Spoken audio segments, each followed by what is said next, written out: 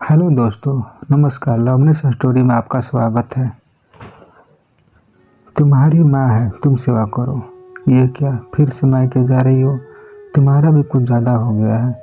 इस तरह हर महीने मायके जाना मुझे पसंद नहीं है।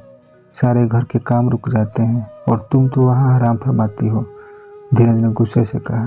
धीरज, काश तुम समझ पाते।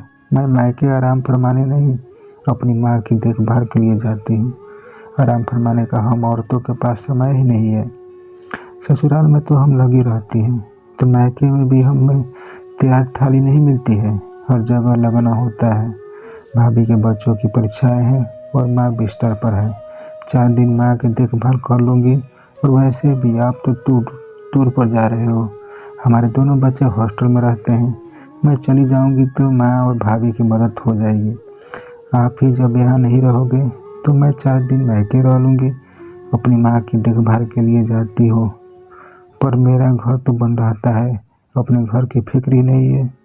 धीरज फिर बड़बड़ाने लगा। लेकिन अब निशा को कोई फर्क नहीं पड़ता है। वह उम्र के उस मोड़ पर पहुंच गई है जहां वह कुछ फैसले लेने लगी है।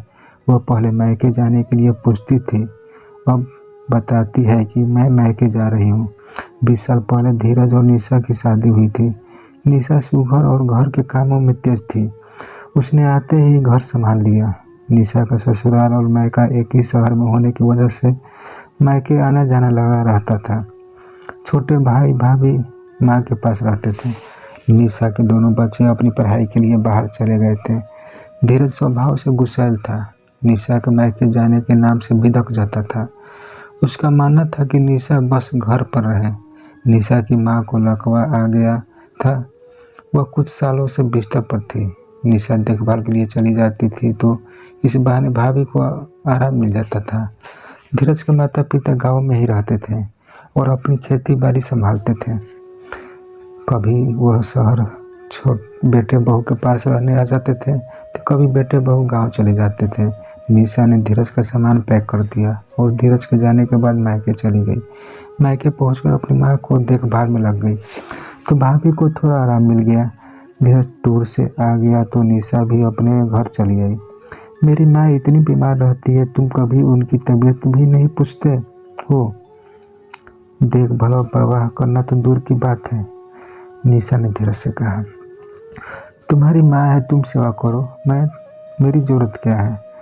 धीरज लापरवाही से बोला। क्या मेरी माँ तुम्हारी माँ जैसी नहीं है? मेरी माँ तुम्हारी कुछ नहीं लगती।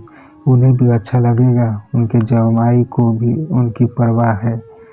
कभी तबीयत पूछ लो, कभी 2 घड़ी उनके पास बैठ जाओ तो उन्हें भी अच्छा लगेगा, आशीर्वाद ही मिलेगा। धीरज ने सुनी अनसुनी कर दी और अपने काम में लग गया। कुछ महीनों बाद गांव से फोन आया। धीरज की माँ का पाँव फिसल गया है और रीढ़ की हड्डी में गहरी चोट लगी है। यह सुनते ही धीरज ने तुरंत ट्रेन के 2 टिकट बुक करा दिए और निशा को सामान पैक करने को कहा। निशा ने धीरज का सामान बांध दिया। तुम्हारा सामान कहाँ है? तुम्हें भी चलना है, जल्दी करो, ट्रेन छूट जाएगी, निशा ने टपक से कहा। तुम्हारी माँ है, तुम सेवा करो। मेरी ज़रूरत क्या है? मैं फ़ोन पर उनके समाचार ले लूँगी। निशा से ऐसे जवाब की उम्मीद नहीं थी। धीरज का चेहरा उतर गया। कोई जवाब देते नहीं बना। वह चुप हो गया। तभी निशा बोली, बहुत बुरा लगा ना? मुझे भी लगता है। शादी हम दोनों की हुई है तो दोनों एक दूसरे के सुख दुख में बराबर के हिस्सेदार हैं। मेरे मायके में से किसी को दुख तकलीफ हो तो आपका भी फर्ज बनता है कि आप उनको समय दें, उनकी तबीयत पूछें और सहयोग करें।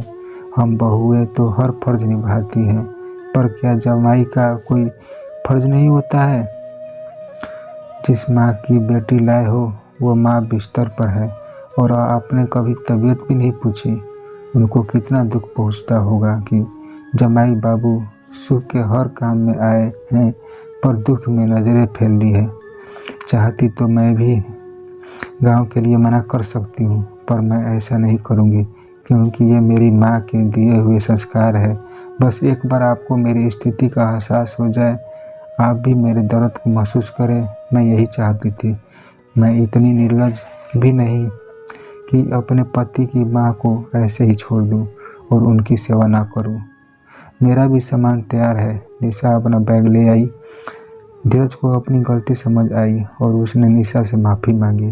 गांव पहुंचकर दोनों इलाज के लिए मां को शहर ले आए और अच्छे से डॉक्टर से इलाज करवाया। बीच बीच में धीरज निशा के साथ जाकर अपनी सासू माँ की भी तबीयत पूछने चला जाता था। अब धीरज को भी समझ में आ गया कि पत्नी का परिवार भी अपनी ही परिवार होता है। जब माई को सिर्फ सुख में ही नहीं दुख में भी ससुराल वालों के यहाँ जाना चाहिए। सारे फर्ज सिर्फ बहू के नहीं होते हैं, जमाई को भी फर्ज होते हैं। दोस्तों, आज भी कई घरों की यही स्थिति है। पत्नी का मायका जाना पति को अच्छा नहीं लगता है और पति यही चाहता है कि उसके घर वालों के प्रति पत्नी हर फर्ज पूरा करे।